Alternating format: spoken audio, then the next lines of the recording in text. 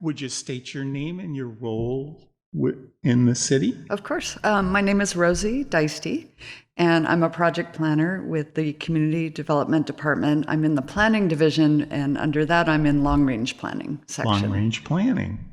Very good. What kinds of issues do you deal with in long-range planning? So long-range planning is sort of looking at the big picture of the city, and we're in charge of drafting and maintaining the city's general plan, which is the blueprint for how the city's going to look and feel, 30 or so years into the future. So that's sort of our primary role.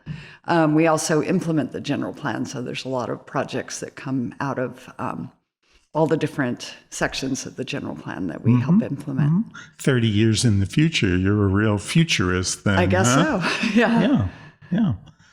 Now, you and I crossed paths, but I didn't introduce myself at a meeting on a Sunday just almost a week ago.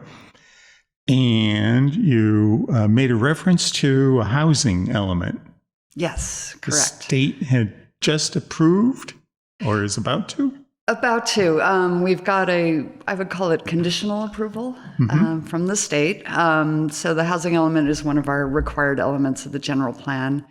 And it needs to be updated every 8 years. So we started that update, probably about starting in about 2022. And after several drafts, the state issued on November 16th a letter that said we're substantially compliant with state law, which is really, really great news. The next step, though, is our city council has to adopt it, and we send it back to the state. They get one more final review and then issue their findings. And once they issue their findings, we are good to go. Good to go.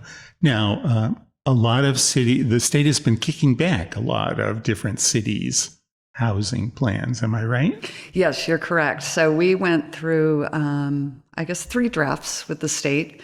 First draft, we had a deadline. So February 15th, 2023 was our deadline plus the county and all the cities in the counties.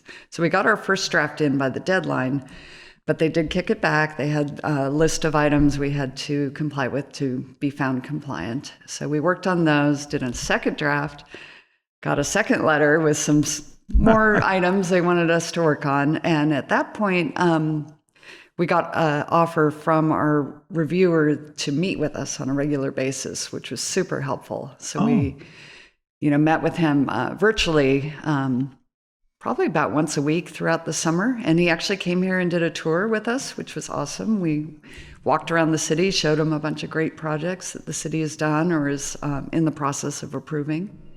And so then, based on that, we submitted what we hoped was our final draft in October. And they did get back to us, like I said, and said, yeah, you're good to go. There's a couple more edits that we've incorporated into that draft based on what we heard from the Planning Commission, and also some edits staff wanted to make. So when City Council sees it, they're going to see what the state approved with a small number of edits. So that's why we have to do this final round with the state, make sure they were good with all those edits, and then be found in full compliance with our housing element. Now, I'm no housing expert. I know more about bicycles and active transportation, but from the 50,000 foot level, it's number of housing units. Is that? That's part of it. There's a lot in it, but we'll start with the housing unit numbers. So that's a process called RHNA, or Regional Housing Needs Allocation. So that whole process starts probably about a year before we start updating the plan.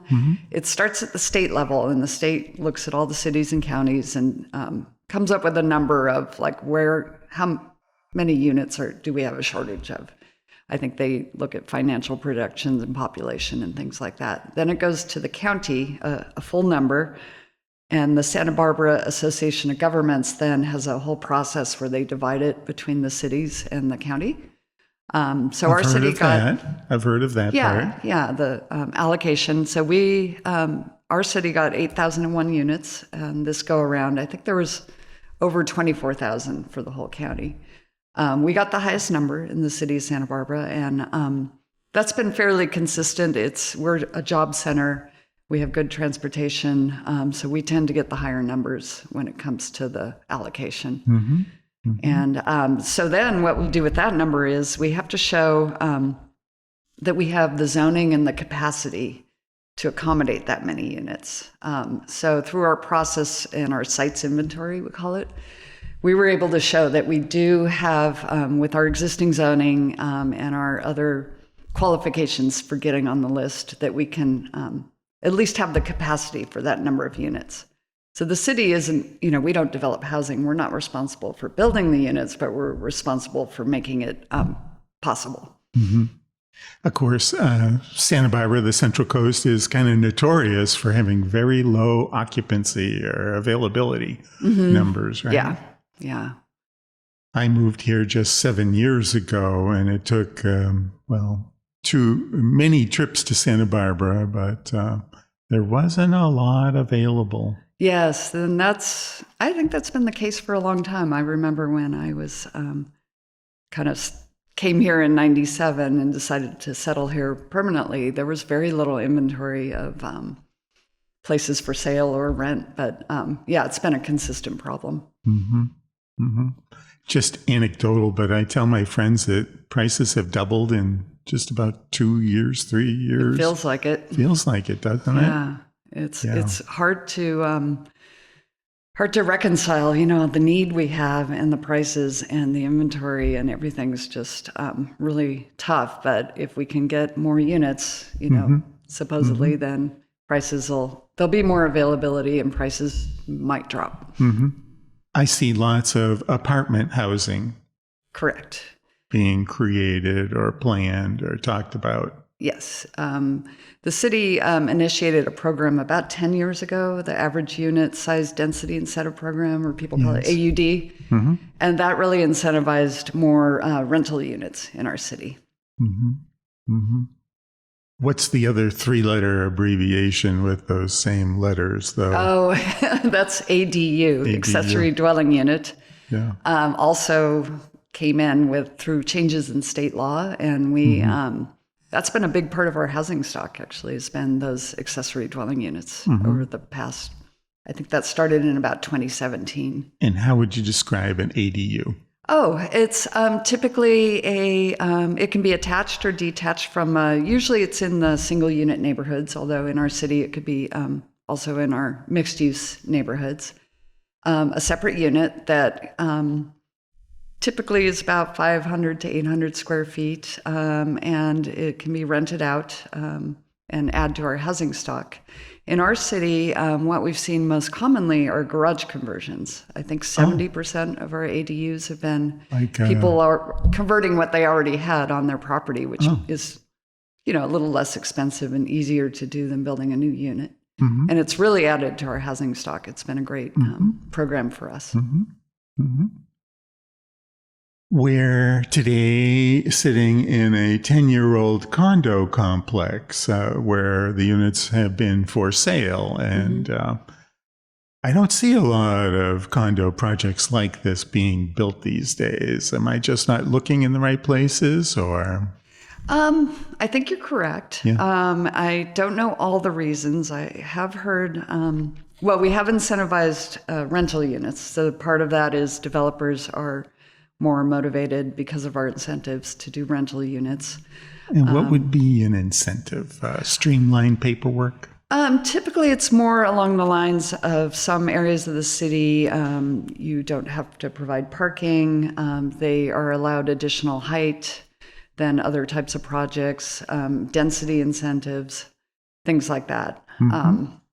That would not be available necessarily for condo units. Those sound like incentives, yeah. Yeah. And I have heard, I don't know a lot about it, but there's a condo liability issues that have sort of softened the production of new condos. Oh, really? Yeah.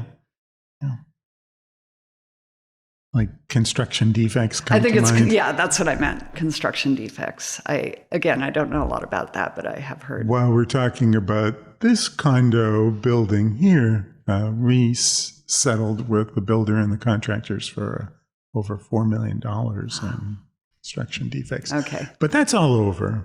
and everybody's happy again. Good. Yeah. It's a beautiful complex. It is. Yeah. We're right above the public market here in Santa Barbara. Now, it just comes to mind, my mind's jumping around. People have talked about Paseo Nuevo and putting housing in there. Is that part of this plan, or is that still way out in the future? That's a good question. So at the time we developed our what we call the suitable sites inventory, we did not include Paseo Nuevo in the plan, and it's likely because we had certain criteria to get on our sites inventory, one of which has to be a low improvement to land value and improvement to square foot value. And that Paseo Nuevo likely didn't qualify for that. At the time, we weren't privy to conversations about converting it to housing. And so it's doesn't matter that it's not on our inventory. If they go ahead and end up providing housing units on the site, that's more the better for us.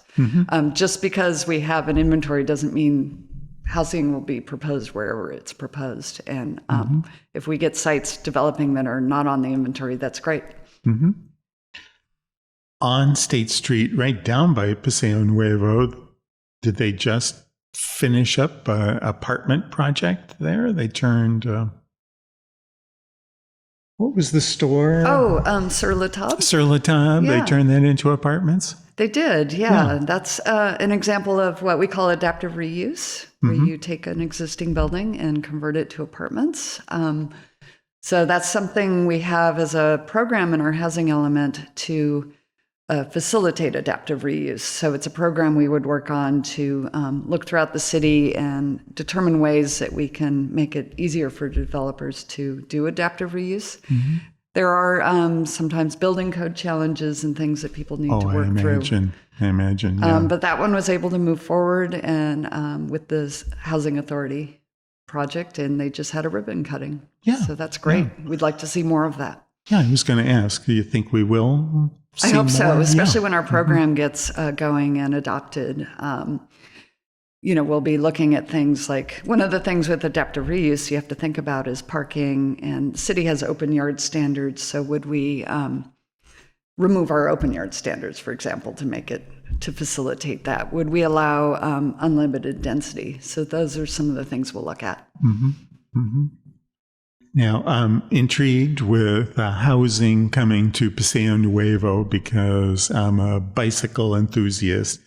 And when the city closed State Street to cars, I was there applauding that whole process. And then over time, there are lots of opinions about should it stay the way it is. And I keep thinking that State Street would be even more prosperous with more housing on it.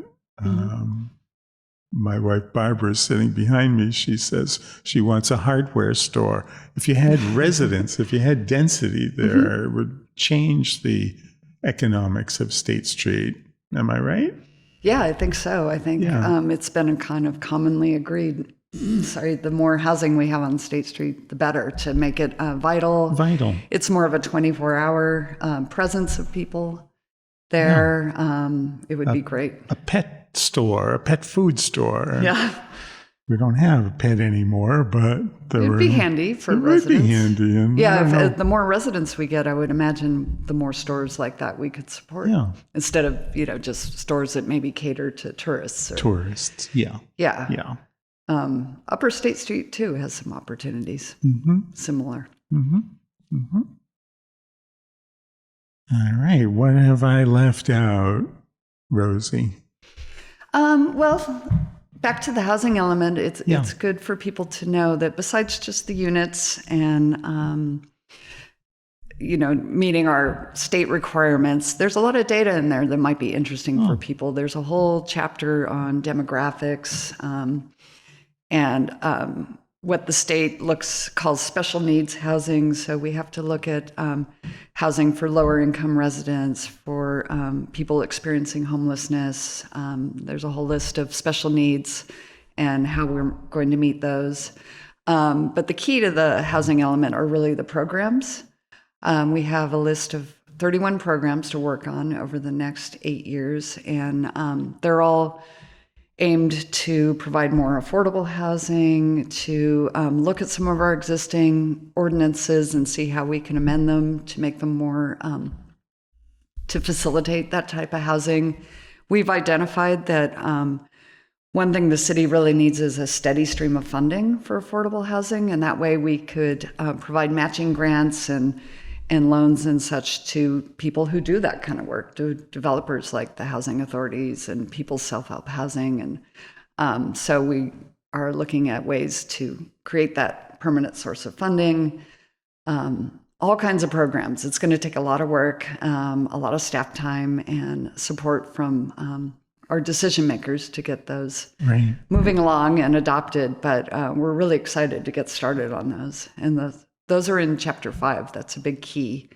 Another thing we have, which is really new this time around, is the state calls it affirmatively furthering fair housing.